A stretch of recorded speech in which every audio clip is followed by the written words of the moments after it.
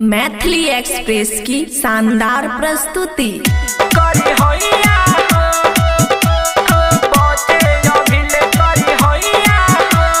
Music by DJ Guddu Raj, Khushi recording studio Baluaha. राती सुतला में कोयला उरे बे, आज दे हब न तहरा के लेबे, आज दे हब न तहरा के लेबे। राती सुतला में कोयला उरे बे, आज दे हब न तहरा के लेबे। जब नींद से जगबी हम शीश के लगबी, जब नींद से जगबी हम शीश के लगबी। कहमी मुँह से है दैया हो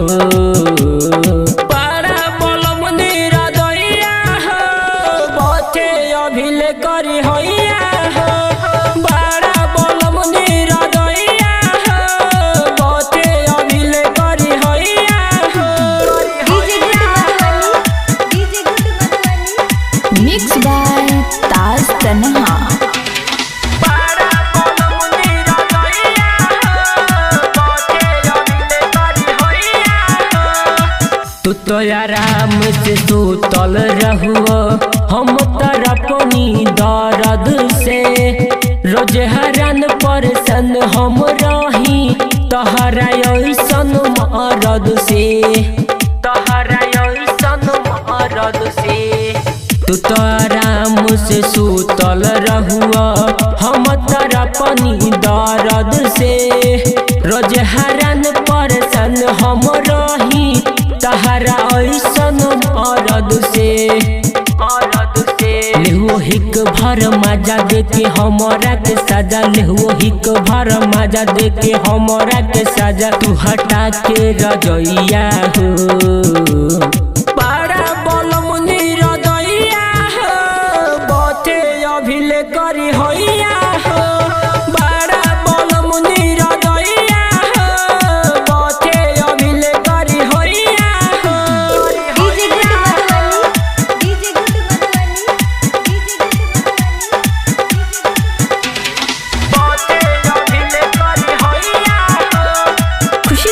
स्टूडियो बलुआहा। सैया श्यामलाल रह कुछ दिन मन माया अपन मनाई के। मानिल बतिया लेला तू तकिया, सुत बहरी जाई के, सुत बहरी जाई के।